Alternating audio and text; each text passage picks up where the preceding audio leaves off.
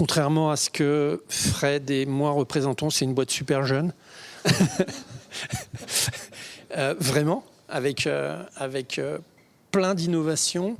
Je vais vous pitcher très rapidement ce qu'on fait parce que c'est pas le but. On a 3 pôles d'expertise. On a un dispositif médical qui a une valeur prédictive de décompensation de maladies chroniques qu'on décline dans l'insuffisance cardiaque, dans la cancérologie, dans la néphrologie.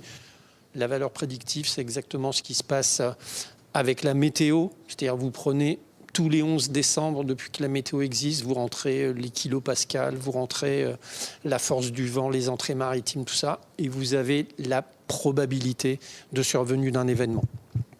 Donc on fait ça avec une maladie chronique qui s'appelle l'insuffisance cardiaque et sur lequel on peut essayer d'informer des praticiens cardiologues de la décompensation d'une maladie.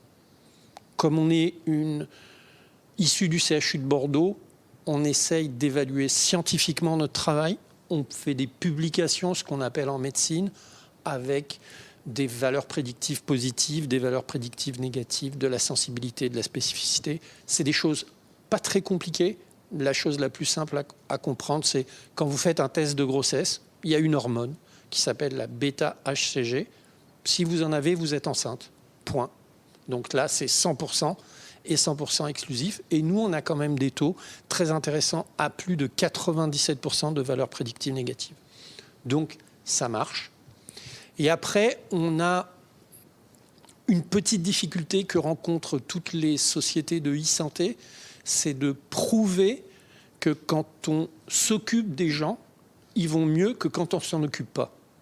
Ça vous paraît probablement évident, mais c'est quand même très difficile à faire avec des métriques qui peuvent intéresser la sécurité sociale pour du financement, qui peuvent intéresser des médecins pour du soin ou des établissements pour de l'organisation. Et pour ça, on a, en tout cas à notre connaissance, la seule unité en France de télésoins aussi densément constituée. On a une 50aine d'infirmières qui luttent contre la fracture numérique, c'est-à-dire que nos patients, ils ont un peu plus de 70 ans de moyenne d'âge. Et donc, il y a des gens qui sont compétents numériques et des gens qui sont moins compétents. L'État les qualifie d'électroniques et nos infirmières se substituent à leur électronisme pour remplir le questionnaire et qu'ils aient les mêmes chances que tout le monde d'avoir le meilleur traitement. Et pour ça, comme c'est une écoute soignante, elles peuvent aussi détecter d'autres choses. Une chute, une perte d'appétit, de la fragilité, ce qui nous permet de développer des compléments d'information dans un lien ville-hôpital ou acteurs médico-sociaux. Voilà, j'espère que c'était clair. Merci. Du coup, ça fait une belle transition. Moi, je suis ravi d'être chez Cetelia ce soir, parce que je travaille également dans le domaine de la télémédecine. On va en parler ce soir. Sur d'autres thématiques. C'est ça qui est intéressant aussi, c'est que c'est complètement complémentaire tout ça. Et puis ce soir, on va parler ensemble télémédecine, mobilité et mixed reality, réalité mixte, avec quelques retours d'expérience sur des innovations que l'on porte depuis quelques années, en collaboration avec une société bordelaise qui s'appelle Azobo Studio, que vous connaissez probablement, éditeur de jeux indépendants, et qui a développé une véritable expertise sur la mixed reality au travers de sa division Holoforge Interactive. Donc en quelques mots, Azobo, donc éditeur de jeux que vous connaissez, multi-primés, on peut le dire, encore cette année, ils ont été primés pour leur dernier jeu. Donc un vrai savoir-faire made in Bordeaux. Moi, je suis très ami avec l'un des dirigeants d'Azobo. Et effectivement, ils ont été l'une des premières équipes à développer des jeux vidéo sur la technologie HoloLens à l'époque, donc dès 2015-2016, sur les premières versions. Et donc à explorer finalement le champ de la réalité mixte, qui va au-delà, on le verra ensemble, de la réalité augmentée. donc au travers du jeu vidéo, et puis ils ont développé une véritable expertise sur cette technologie qu'ils ont mis à profit après dans d'autres domaines que le jeu vidéo, d'où la création de d'Holoforge Interactive. Donc Victor m'a invité à vous parler de tout ça. Ça aurait pu être normalement quelqu'un d'Holoforge, mais qui n'était pas disponible. Il m'a passé un petit coup de fil, et puis je lui ai dit, écoute, avec grand plaisir. En plus, chez nos amis de Satellia, ça tombe bien, on va pouvoir parler télémédecine, ça va être très sympa. Voilà, donc ravi d'être parmi vous. Donc moi, pour ma part, Xavier Morin, donc je suis cofondateur d'une start-up, enfin ex-start-up maintenant, puisque on a eu le plaisir de rejoindre cet été Orange, le groupe Orange et sa division santé, qui s'appelle Innovacom, pour développer eh bien toute notre division télémédecine, dont je suis directeur. Moi, je ne vous parlerai pas dans le détail de nos activités de nomadiques. Je vais quand même vous partager quelques éléments pour que vous ayez un petit peu de contexte. Mais on va s'attacher ensemble surtout à parler d'innovation, de réalité mixte, et quel a été notre cheminement finalement ces dernières années sur le sujet, ce qu'on a réussi à faire, ce qu'on a moins réussi à faire, et quelles peuvent être nos prochaines étapes. Donc en quelques mots, on a un cœur de métier, nous, historique sur la télémédecine d'urgence. Donc moi, cette société, je l'ai cofondée en 2014, fin 2014, donc il y a 8 ans maintenant, avec un ami médecin urgentiste qui a été pendant plus de 10 ans, notamment régulateur au SAMU de Bordeaux. Et puis on s'est attaché en fait à travailler sur d'une part la numérisation de ces activités de prise en charge des urgences, ce qui était totalement absent à l'époque en 2016. Et encore aujourd'hui, vous avez beaucoup d'intervenants de terrain qui eh bien, font des bilans sur papier, dictent ce bilan au téléphone à un médecin régulateur SAMU ou par radio. C'est la réalité de la France, encore aujourd'hui en 2022. Ça, je vous en parle parce que c'est en tant que personne qui travaillait dans l'UX, c'est important de comprendre quel est le contexte des utilisateurs finaux et savoir qu'on est dans une transformation digitale qui est en cours en fait, et donc avec beaucoup d'immaturité encore à date sur ces activités-là. D'ailleurs, ce qui est vrai pour la télémédecine d'urgence est vrai également sur d'autres activités. On est quand même, et je pense que nos amis de Satellia pourront en parler, en termes de transfo digital, on a encore beaucoup à faire dans les métiers de la santé. Donc ça, c'est 2016. Et puis en 2018, on a élargi nos activités à des choses non urgentes, donc de la téléconsultation, de la téléexpertise, en s'appuyant sur un savoir-faire qu'on avait développé sur l'urgence. Et puis donc cet été, on a rejoint donc Innovacom, filiale santé d'Orange. Donc en quelques chiffres et surtout qui sont nos utilisateurs. Donc sur la télémédecine d'urgence, en fait, on va retrouver des professionnels de santé sur le terrain qui viennent au chevet des patients. Donc juste pour vous donner le contexte, quand vous avez un appel au 15 qui est déclenché, il y a plusieurs situations. Et d'abord, vous avez un assistant de régulation médicale qui prend l'appel, qui va avoir une première orientation de la situation. Et puis, il va y avoir un engagement de moyens ou pas, selon la situation.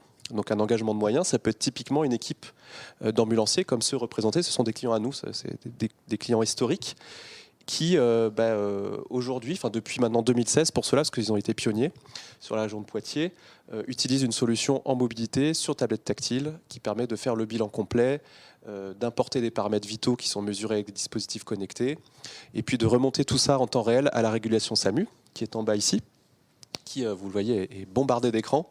Ça, c'est un des enjeux d'ailleurs pour les ergonomes ou X-designers que nous sommes. Il y aurait beaucoup à faire sur le poste de travail, à mon avis, même s'il y a déjà beaucoup de travaux là-dessus, et qui va pouvoir du coup prendre connaissance des informations en temps réel.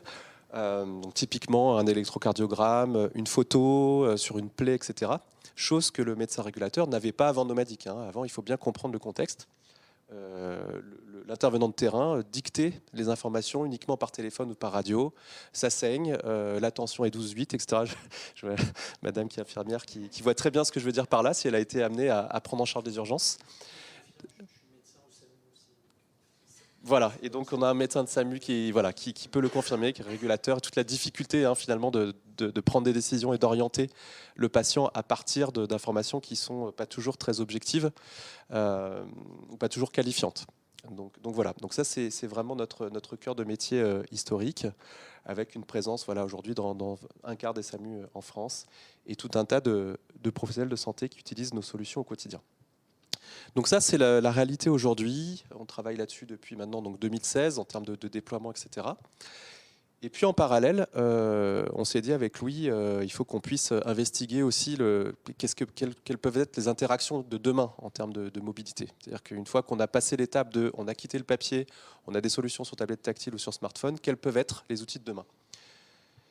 Donc en parallèle, on a travaillé sur ce qu'on appelle hashtag Future of Telemedicine. Donc l'idée, c'est de se dire, voilà, quels peuvent être les axes d'innovation, quels peuvent être finalement les futurs usages en matière de télémédecine et dans le contexte de la mobilité, qui est particulièrement présente chez nous, puisque quand on parle d'urgence, on est beaucoup sur des usages nomades, comme vous l'avez compris. On envoie des pompiers, on envoie des ambulanciers au domicile des patients.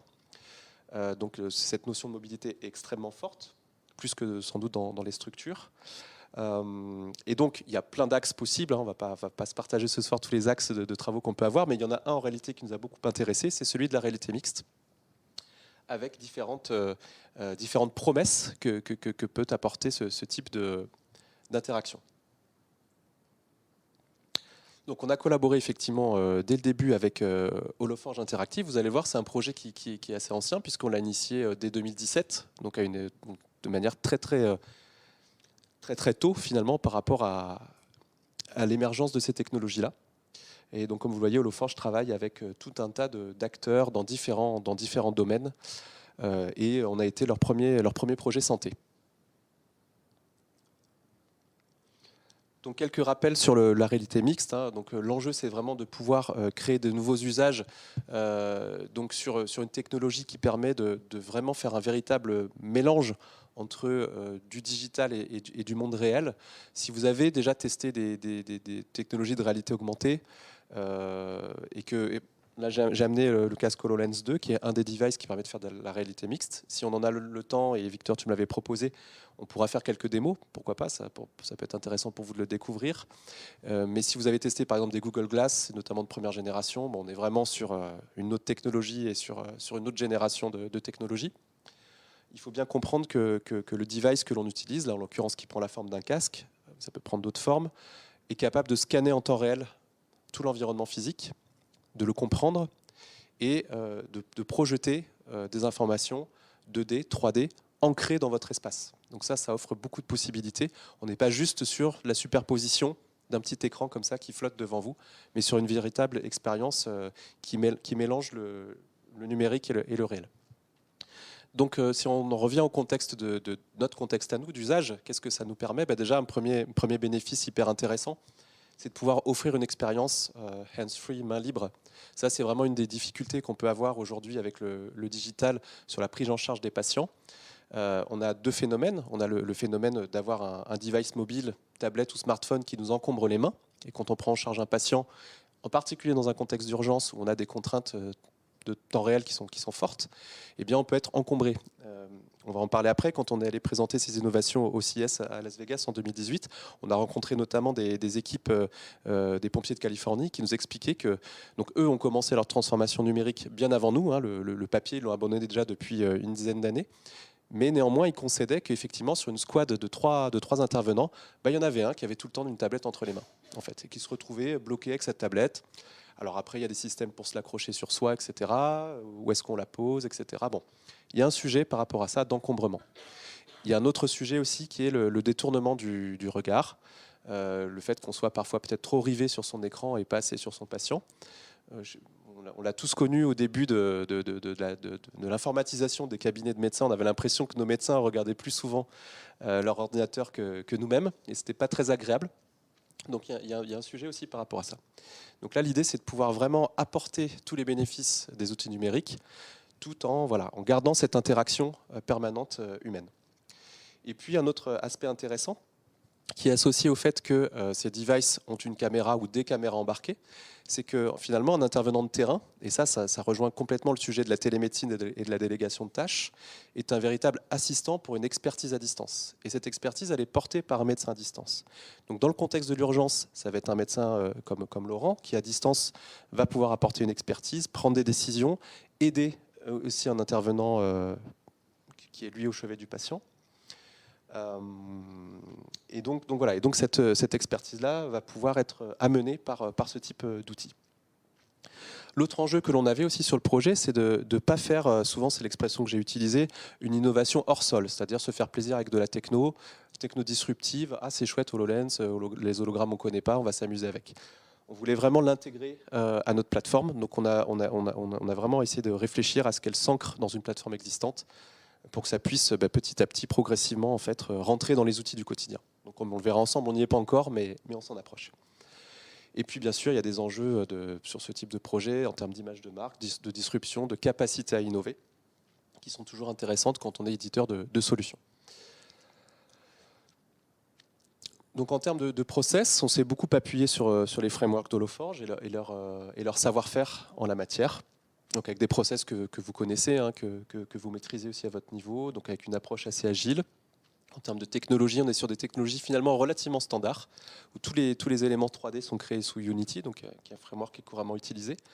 Et puis on s'est appuyé sur un savoir-faire qui a été acquis par Holoforge tout au long de ces années, qui permet de gérer, alors notamment le multilens, ça c'est une feature qui est très intéressante, qui permet d'avoir plusieurs casques connectés ensemble et de se partager un référentiel d'hologramme commun. Alors nous, on ne s'en est pas servi à date dans un contexte de POC ou d'usage réel. Par contre, dans le cas d'un démonstrateur, ça peut être intéressant, parce que, vous le verrez si on a le temps de faire des démos, on peut être parfois frustré de voir quelqu'un porter un casque et d'être à côté, de ne pas voir ce qu'il voit en termes d'hologramme. Donc le multilens permet ça. Donc la manipulation d'hologrammes, bien sûr, tout ce qui est création d'interfaces utilisateurs adaptées à l'usage holographique. Et puis voilà, des sujets de streaming audio-vidéo notamment pour pouvoir faire de la visioconférence intégrée. Et donc, comme je disais tout à l'heure, cette compréhension du monde réel qui va permettre d'avoir des hologrammes qui sont complètement stabilisés dans votre environnement. Donc vous voyez, le projet, on l'a commencé en janvier 2017, hein, donc ça remonte un petit peu. Donc on a eu d'abord une première roadmap V1, qui nous a amené à First Insights, nos premières réflexions autour de la technologie, qu'est-ce que l'on pouvait faire sur ce contexte de télémédecine en mobilité, donc tout ce que je vous ai partagé dans les grandes lignes. Et puis on est arrivé donc en 2018 avec un premier démonstrateur que l'on a emmené avec nous au CIS à l'époque pour pouvoir un petit peu présenter tout ça et puis tâter le terrain un petit peu aussi, hein, avoir un ressenti dans un endroit qui est quand même un endroit unique au monde. Hein. Si vous avez eu pour certains la chance d'y aller, c'est quand même assez extraordinaire. Vous avez vraiment toutes les nationalités représentées, vous avez un carrefour de l'innovation. Donc c'est toujours intéressant de voir un petit peu comment ça a été perçu. Donc là, je peux vous montrer une petite vidéo qu'on avait produite à l'époque qui correspond au contenu du démonstrateur de l'époque. Donc ce que je vais vous montrer là, c'est du réel, hein, c'est pas du montage vidéo, c'est bien la captation de l'application telle qu'elle existait sur le HoloLens 1. Je vais mettre en plein écran, ça sera mieux.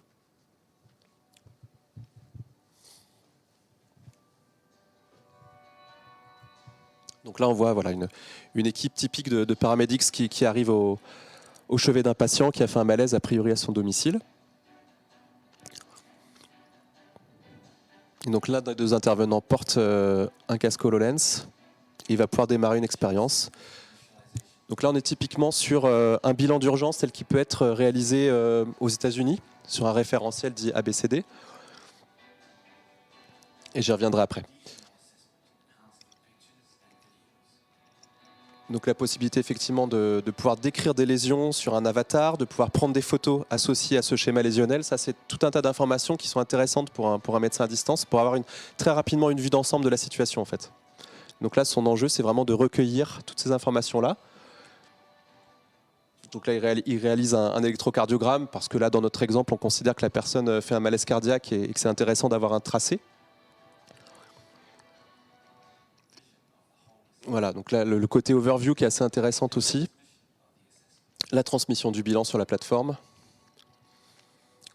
Et puis la possibilité de se mettre en lien avec un médecin à distance qui, lui, va avoir la vue en temps réel de la situation. Il va pouvoir aider ou prendre des décisions.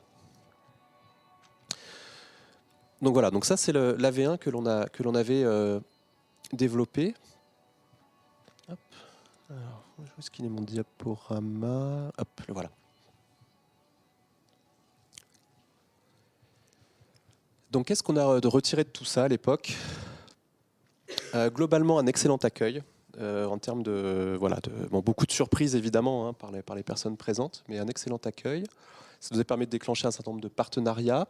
On a eu des marques d'intérêt à l'international. On a notamment fait avec ce projet-là un POC en Norvège avec à l'époque la défense norvégienne, British Telecom et Telenor sur l'exploitation de la 5G et la télémédecine en mobilité avec HoloLens. Et puis ça nous a permis aussi de nous présenter en tant que leader sur cette technologie-là en matière de télémédecine. Mais un certain nombre de difficultés aussi sont apparues. La première, et on l'avait senti beaucoup en France, un peu moins à l'étranger, mais beaucoup en France, des difficultés d'acceptabilité de la technologie. Et beaucoup, on pourra parler évidemment de problématiques d'ergonomie du casque, mais beaucoup aussi en termes de culturel et social. Ça, c'est un truc qui nous a sauté aux yeux quand même assez vite. Dès qu'on a commencé à présenter la solution à des médecins, à des chefs de service de SAMU notamment, etc., on a eu parfois du rejet. Donc ça, c'est quelque chose que vous connaissez si vous travaillez dans le monde de l'UX. Hein, quand on est un petit peu trop en avance sur certains usages, on peut avoir ces phénomènes de rejet. Ça allait même parfois jusqu'à l'appréhension de mettre un casque sur la tête et de se sentir jugé avec un casque sur la tête. Ça peut aller jusque-là. D'accord, donc ça n'est pas à sous-estimer quand on travaille sur des technologies aussi innovantes. C'est qu'on a quand même ce phénomène de c'est trop tôt. C'est trop tôt pour un certain nombre de personnes. Pas pour toutes, bien évidemment, mais pour un certain nombre de personnes.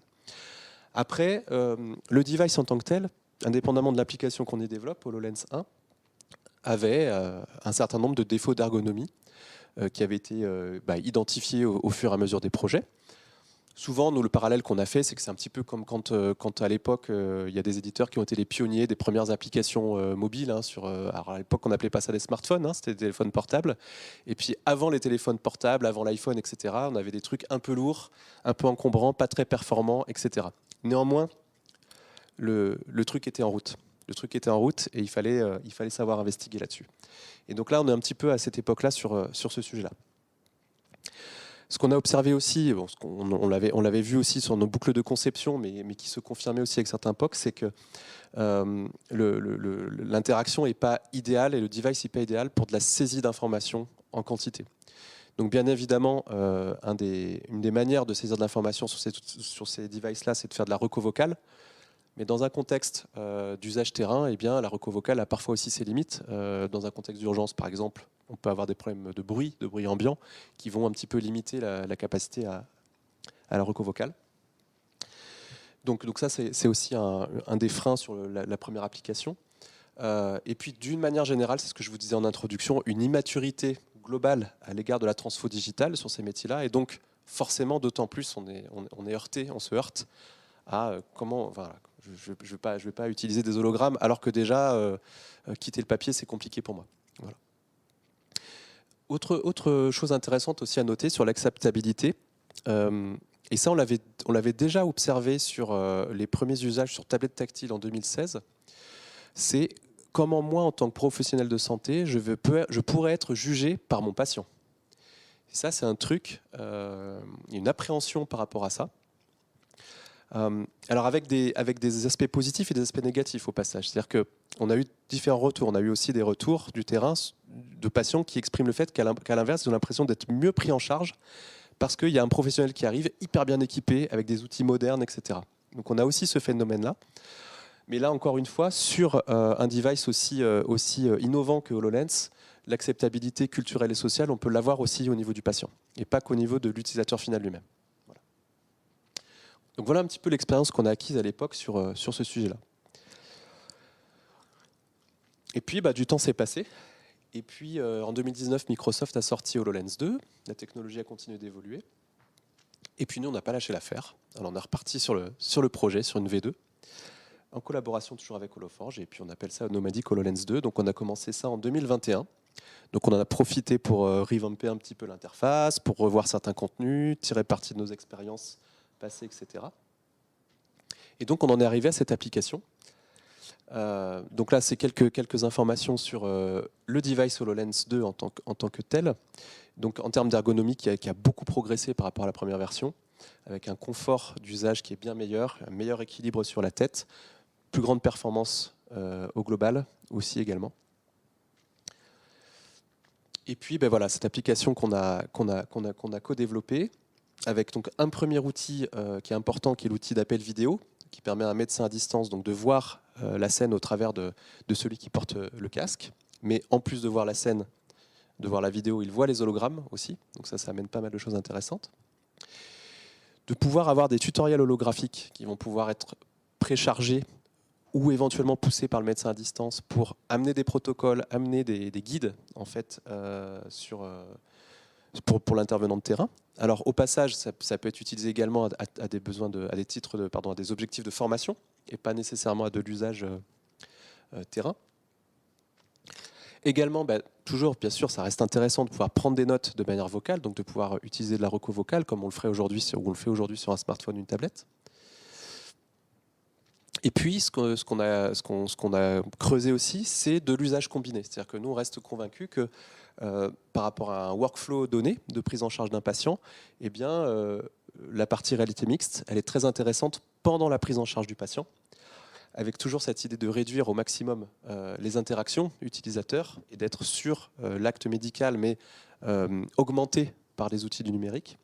Et puis par contre, avant et après la prise en charge du patient, il y a tout un tas d'éléments d'ordre administratif, on va dire, de prise de connaissance d'un dossier médical, de saisie d'informations, etc., d'une mission ou autre. Et ça, on peut continuer de le faire sur un smartphone ou une tablette. Donc l'idée, c'est de pouvoir utiliser le meilleur des deux mondes et d'apporter quelque chose qui combine finalement ces différents usages. Donc ça, c'est une photo qui a été prise au Futuroscope de Poitiers il n'y a pas longtemps, le 5 octobre. On a participé, les JTI, donc c'est les journées thématiques interactives de la Société française de médecine d'urgence, où en fait on a fait avec les équipes présentes sur place, on a fait une démo live en session plénière sur l'ouverture du congrès, sur une simulation en fait, d'une prise en charge d'un arrêt cardiaque, avec une équipe SMUR, donc ambulance de réanimation, dont un des médecins est équipé de l'application de HoloLens. Donc je vais vous montrer un petit bout. C'est en exclusivité pour vous, parce qu'elle n'est pas diffusée, cette vidéo-là actuellement. Un petit extrait de ce que ça donne finalement depuis le... Hop, normalement je l'avais mis à 6 minutes 30, et voilà, c'est pas mal. Donc là, on a un citoyen qui était en train de masser, et puis il y a une équipe SMUR qui vient pour prendre le relais. Et là, vous voyez un médecin ici, docteur Jonchier, qui arrive.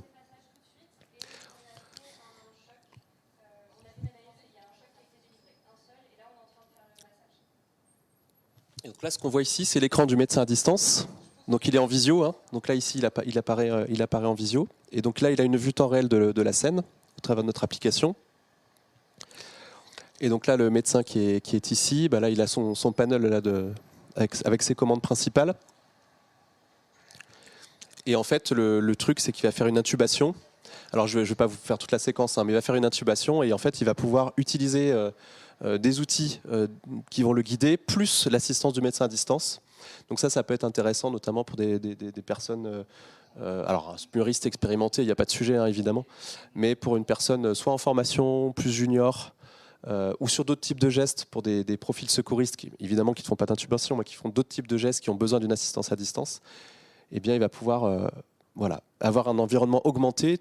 Et on voit bien qu'il n'est pas gêné dans sa prise en charge. Hein, il est vraiment en train de faire un geste médical vital, pour le coup, qui est une intubation, tout en bénéficiant d'une interface holographique. Voilà. Voilà. Je ne vais pas vous faire toute la séquence. Hein. À la fin, la personne va bien.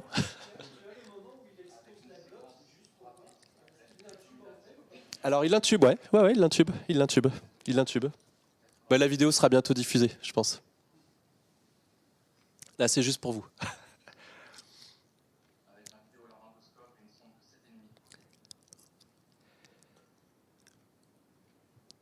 J'ai pas plombé l'ambiance, ça va? Non, le patient va bien, je vous rassure, tout va bien.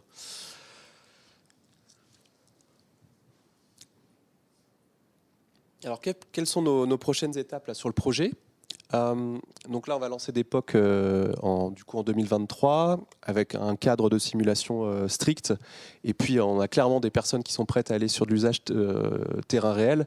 Le fait d'avoir pu notamment mettre tout ça en place, d'avoir collaboré avec nous sur les outils, etc., ça leur a permis de mieux se projeter. Ce qui est intéressant à noter, c'est qu'on a vraiment senti une énorme différence quand je parlais tout à l'heure d'acceptabilité culturelle et sociale. Rien à voir avec 2018. C'est-à-dire que là, quand on a présenté nos solutions donc, au Futuroscope l'autre jour, il y avait à peu près tous les chefs de service de SAMU de France qui étaient là. Ils ont tous testé, ils ont tous voulu tester. Un certain nombre se voyaient déjà avec, se voyaient l'utiliser, disaient ça demain, c'est effectivement dans nos ambulances, ça sera présent. Là où il y a 4 ans, on a entendu de tout et beaucoup de rejets. Donc on voit bien comment est-ce que les choses peuvent évoluer sur cet axe-là. Après, en termes de R&D, donc on va travailler sur du guidage holographique 3D. Il faut absolument qu'on exploite les capacités du casque en termes de 3D, et notamment sa capacité à comprendre le monde qui nous entoure. Donc en particulier, il serait capable de comprendre qu'il a affaire à un patient, que ça c'est une jambe, que ça c'est un bras. Donc vous voyez bien ce qu'on peut faire avec derrière. D'affiner de cette interaction application mobile sur tablette et application mixed reality. De permettre de l'interaction à distance beaucoup plus avec le médecin. L'idée, c'est qu'on puisse faire de l'annotation à distance par le médecin, voire qu'on puisse reproduire un geste qui serait fait par le médecin à distance directement dans le champ visuel de l'intervenant de terrain par des hologrammes. Ça, c'est des choses qui sont à notre portée aujourd'hui technologiquement. Maintenant, il faut qu'on le mette en place. Bien sûr, d'exploiter des systèmes de reco vocal, mais médical, parce que les systèmes de reco vocal classiques ont leurs limites aussi. Et puis d'autres axes dont je ne peux pas parler. Déjà, je vous ai partagé plein de choses. Voilà, un petit peu quels sont les next steps sur ce projet. Voilà, je vous remercie. Et puis après, si vous avez des questions, on peut discuter, on peut échanger sur tout ça. Voilà.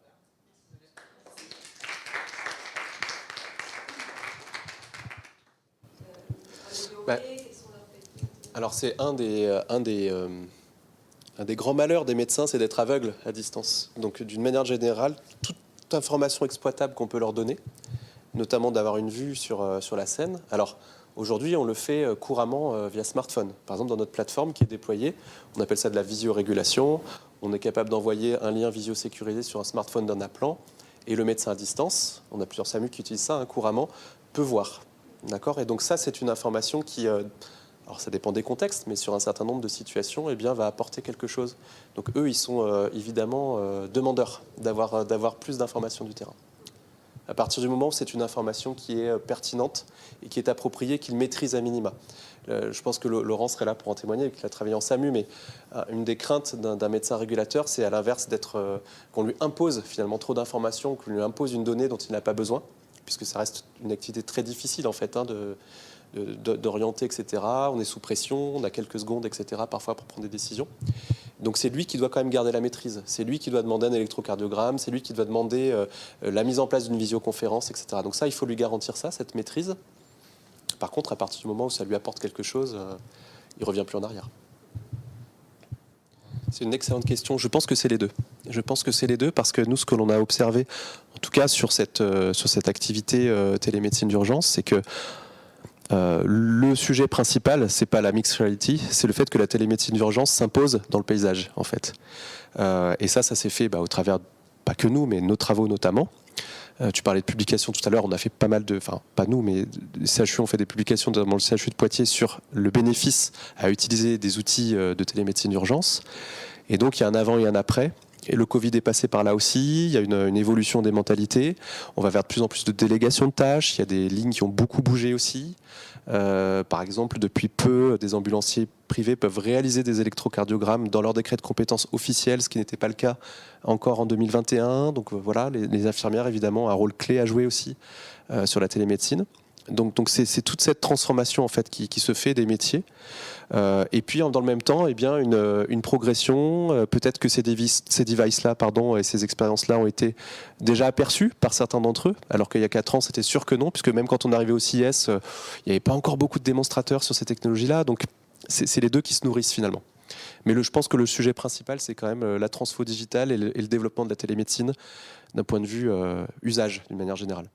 Alors, sur cette techno-là, sur HoloLens, en fait, il y a trois grandes possibilités. Il y a effectivement les gestures. Donc, il y en a plusieurs. Et en fait, le HoloLens 2 a des capacités de détecter les doigts indépendamment, voire les phalanges indépendamment les uns des autres, quelque chose de très fin. Là où la première version, c'était juste le AirTap, donc le clic, l'équivalent d'un clic de souris, en fait, pour faire simple. Il y avait aussi, et ça n'a pas été trop exploité, un petit clic. Donc, du coup, tu te retrouves avec une petite, comme ma petite zapette, là, tu vois, et tu appuies comme ça. Mais ça existait, il faut le savoir. Et puis, la troisième modalité, ça reste la reco vocale, qui est quand même assez évidente sur ce type de device. Mais avec la contrainte que dès qu'on a un environnement sonore perturbé, ça marche moins bien. Et puis, on a beaucoup de moteurs de reco vocale qui sont dépendantes d'Internet. Là, nous, alors en particulier sur le contexte de l'urgence en nomadisme, on n'est pas sûr, même si je bosse aujourd'hui chez Orange, je ne suis pas sûr de garantir d'avoir de la 4G ou de la 5G partout. Et il faut que ça puisse marcher en offline. Donc voilà, on a aussi ces contraintes-là.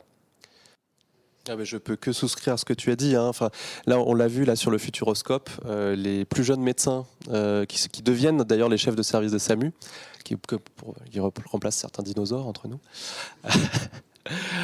C'est des digital natives, ils arrivent. Docteur Jonchier, donc, qui est responsable des urgences au SAMU de La Rochelle, qui est sur scène, il a pris en main le HoloLens 2 à une vitesse, je n'avais jamais vu ça. Même nos ingés, ils ne sont jamais allés aussi vite. Les autres, Mathieu Violo, Agnor, etc., c'est pareil. Donc ça va très très très très vite. Et puis il y a une appétence. Ah, ben, d'une manière générale, voilà. Après, là, on est sur des choses vraiment très, très en avance de phase et on l'assume au passage, hein. On est vraiment dans de l'exploratoire, dans de la préemption de nouveaux usages. Par contre, après, voilà, encore une fois, le sujet de la télémédecine, que ce soit dans le contexte de l'urgence ou dans le non-urgent, et le Covid a évidemment aidé à ce qu'il y ait un avant et un après, mais on ne reviendra plus en arrière. Après, c'est comment est-ce que, et ça, on y est très attaché, je pense que chez Satellia, on partage ça, et tu l'as dit d'ailleurs tout à l'heure, hein, c'est pour quel bénéfice? C'est-à-dire qu'il faut arriver à prouver le bénéfice. Il ne suffit pas juste de mettre une visio ou un outil numérique pour dire on a fait le job. Non, surtout pas, surtout pas. L'objectif, c'est la prise en charge d'un patient et c'est d'améliorer le quotidien des patients et des soignants qui les prennent en charge. Et ça, encore faut-il le démontrer, prendre le temps de le démontrer.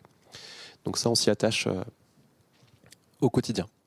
Oui, alors je vois ce que tu veux dire, on est toujours sur le sujet de l'acceptabilité d'une personne, etc. Donc c'est ce que je disais tout à l'heure.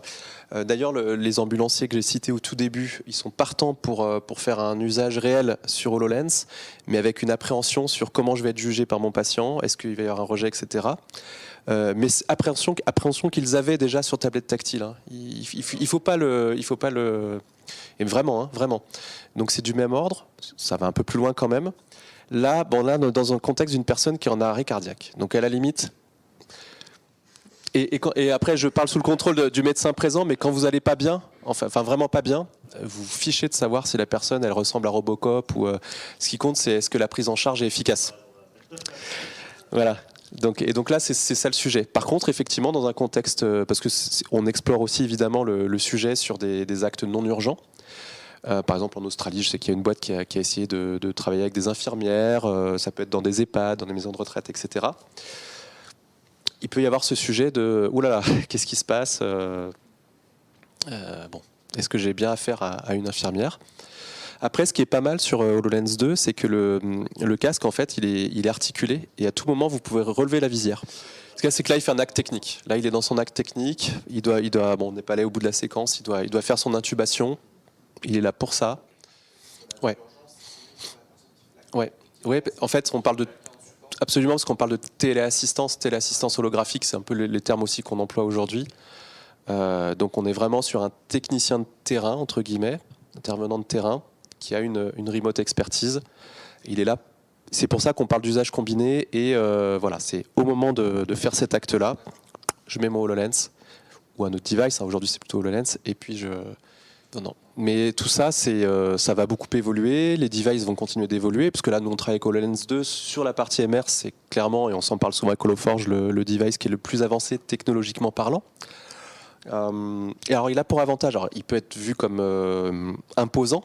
Il a pour avantage, en revanche, de pouvoir porter des lunettes de vue, ce qui n'est pas le cas de toutes les lunettes connectées qu'on peut voir, Vuzix ou autre. Ou alors, il faut monter des verres, etc. Moi, je porte des lunettes de vue, par exemple, je ne les ai pas mises, mais on est un Français sur deux, hein, par exemple, à porter des lunettes. Donc c'est quand même vachement agréable de pouvoir garder ses lunettes de vue. Et puis après, c'est le quotidien qui va faire les choses. Encore une fois, vous êtes jeune, moi je fais partie des plus vieux là dans l'assistance, mais nous on a connu la génération notamment de nos pères qui ont eu les premiers téléphones. Je vous jure, c'est un truc gros comme ça, avec une antenne comme ça qui dépliait. Et les premiers qui avaient ça dans la rue, les autres ils les regardaient comme ça en se disant mais qu'est-ce que c'est que ce truc? Qu'est-ce qu'il est en train de faire? Donc voilà, et donc les choses vont évoluer et demain on aura tous des petites lunettes ou et des choses assez discrètes et ça sera plus un sujet quoi. Si on peut gérer quelle va être l'unité de calcul finalement, parce que ça va être ça la difficulté, et puis on miniaturise. Aujourd'hui d'ailleurs il y a beaucoup de lunettes connectées, en fait contrairement à HoloLens, c'est le smartphone qui gère en fait la lunette. La lunette en tant que telle n'est pas autonome, donc les lentilles, il va y avoir ce sujet de comment processer, enfin où mettre le processeur. Mais on peut imaginer un couple effectivement avec un device portatif comme un smartphone ou autre, et puis des lentilles, effectivement tout est possible. C'est encore un petit peu tôt, effectivement. On n'est pas tous avec des HoloLens à la maison ou équivalent, ou Magic Leap ou autre. Hein. Effectivement, la VR est déjà un petit peu plus démocratisée. Mais voilà, c'est l'évolution des devices. Un HoloLens en standard, le prix public doit être dans les 3500 €. Donc c'est à la fois cher et pas cher. Enfin, c'est pas non plus 15 000 €. Donc oui, bien sûr qu'il peut y avoir un sujet de budget, mais en fait tout dépend du service que cela rend. Un hôpital est tout à fait capable d'investir dans du matériel à partir du moment où le bénéfice est prouvé, donc que ce soit du software, que ce soit du hardware. Il y a un sujet de fragilité éventuellement.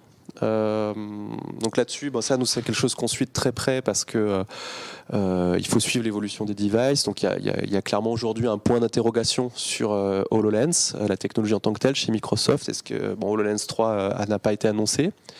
Et un des enjeux pour Microsoft, c'est que l'armée américaine a investi énormément sur la technologie HoloLens. Ils ont fait un premier projet à 400 millions de dollars qui s'appelle le projet IVAS et qui vise à faire du soldat augmenté, avec des versions customisées pour l'usage terrain. Alors là, pour le coup, c'est hyper intéressant pour nous et pour la techno en général, parce qu'il y a pas plus difficile comme terrain que le terrain de soldats en fait engagés sur des combats. Et donc là, ils arrivent à la fin d'une certaine phase d'étude et à voir s'ils remettent une pièce dans la machine. Donc là, on est dans un momentum, on va dire, pour la techno HoloLens. Mais on sait que Apple travaille sur le sujet. Google est en train de sortir des choses aussi. Donc de toute façon, les devices vont continuer d'évoluer. On parle beaucoup aussi de convergence entre VR et MR, de pouvoir avoir des devices qui combinent tout ça. Là, ce qu'il faut voir, c'est qu'on est sur une technologie dite see-through, c'est-à-dire que vous voyez au travers du casque. D'accord. Il y a des technologies moins onéreuses de réalité mixte où en fait vous avez des caméras qui filment votre environnement. Vous êtes enfermé dans le casque, mais on vous diffuse la vidéo et on vient vous incruster de la 3D. Donc c'est pas du see-through, mais ça permet de faire ce travail de mélanger votre environnement réel avec votre environnement virtuel. Donc il y a tout un tas de technos qui se développent. C'est encore assez immature tout ça. Mais quand on voit les moyens que mettent tous les grands constructeurs, notamment nos amis les GAFA, il y a fort à parier qu'on soit baigné dedans dans les prochaines années. Pas insuffisamment à mon goût. Alors oui, sur des boucles de conception. Par contre, sur du bénéfice vraiment en termes de prise en charge, ça va faire partie des enjeux. On le disait tout à l'heure, c'est un des enjeux pour des étudiants de télémédecine comme nous, de pouvoir prouver le bénéfice. Donc de toute façon, il y a des équipes universitaires qui n'attendent que de pouvoir faire des publications là-dessus, donc on ne va pas en manquer. Donc ça se joue vraiment à deux niveaux. On peut dire qu'il y a du test utilisateur, vraiment UX classique. Et puis là, parce qu'on est sur le secteur médical, il y a un enjeu de méthodologie, de publication scientifique, mais qui sont portés cette fois-ci par des équipes universitaires, parce que là, on est sur des méthodos qui sont bien spécifiques pour pouvoir démontrer le bénéfice, le service médical rendu. Ok. Ouais, je vois bien. Alors aujourd'hui, non, on n'est pas dans ce sujet-là.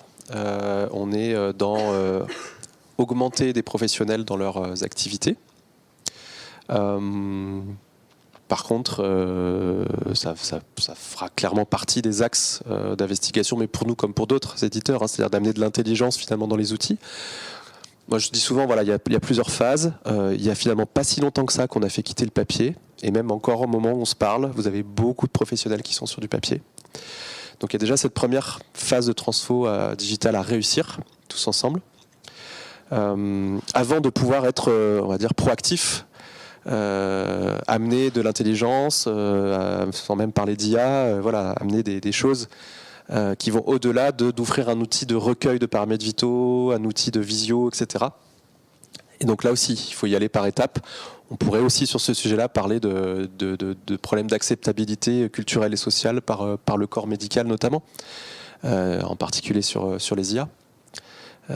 Donc voilà, il faut que les choses se fassent progressivement. Et c'est toujours pareil, nous on est convaincus que c'est par la démonstration du bénéfice médical, du service médical rendu, étayé avec des vraies études, etc., comme un médicament finalement, qu'on arrivera à convaincre tout le corps médical de l'intérêt. Et puis après, il y a des peurs, des appréhensions naturelles, humaines, notamment le sujet du grand remplacement, voilà, la peur d'être remplacé par des IA, etc., voilà, qui sont des mythes pour certains, mais qui disparaîtront aussi avec le temps. C'est vrai. C'est vrai, il y a aussi la peur d'être supervisé, d'être fliqué, entre guillemets aussi. Si c'est fait de manière... Bon, il y a tout un tas de peurs en fait. C'est toujours pareil, autour des révolutions numériques. Alors, c'est l'intérêt du patient prime, donc après ça dépend dans quel contexte on est. Dans un contexte d'urgence, c'est l'intérêt du patient qui va primer. Après, bien sûr, il y a une demande de consentement sur les actes de télémédecine, si le patient est en mesure de le donner, bien évidemment. De faire une petite démo, on va essayer de faire une démo live. Ouais, non, bien sûr. On peut essayer de monter le setup, j'essaie de le faire rapidement. Voilà. Ah, une autre question. Oui, alors en fait, ce que tu décris, parce que là, effectivement, dans la séquence, au Futuroscope, c'est une équipe SMUR, donc c'est une équipe avec un médecin urgentiste du SAMU qui intervient. Mais ça, c'est une partie du sujet, et c'est sans doute pas la principale, parce que finalement, un SMUR, c'est sans doute celui qui a le moins besoin d'appui à distance. Par contre, ce que tu décris, c'est-à-dire l'aide-soignante qui est seule face à la situation, voire dans les EHPAD, nous on le vit déjà avec les solutions sur tablette, les veilleuses de nuit, eh bien on leur offre des outils qui les aident en fait à mieux collaborer avec le médecin à distance. Et donc de la même manière, effectivement, de leur apporter ce qu'on peut leur apporter comme aide, toute la difficulté étant que on est limité par les capacités de la personne, son degré de compétence, qu'elle est en mesure de faire, etc. Donc il y a un gros sujet formation, bien évidemment. En fait, alors ce qui se fait déjà aujourd'hui, c'est déjà le fait de pouvoir faire de la visorégulation, donc de pouvoir avoir un médecin à distance en visio qui va te coacher, qui va t'aider, qui va t'assister. Mais effectivement, aujourd'hui, ça n'a pas été un axe de travail pour nous, mais c'est intéressant, très, très, très, très intéressant. Mais nous, on a vraiment effectivement travaillé sur un outil à destination de professionnels. Donc le premier niveau, c'est le niveau secouriste et qui peut monter jusqu'à médecin urgentiste. Mais pour le citoyen que nous sommes, on pourrait effectivement imaginer des usages très intéressants là-dessus, de guider, etc. Dans la continuité, vous connaissez probablement des applications comme Sauve Life, de citoyens sauveteurs, voilà. Donc, et on est un petit peu dans cette idée-là. Je pense que c'est ça que tu avais en tête. Ouais, tout à fait. Et donc de pouvoir offrir effectivement demain avec un défibrillateur associé, du guidage, etc. Plein de choses à faire.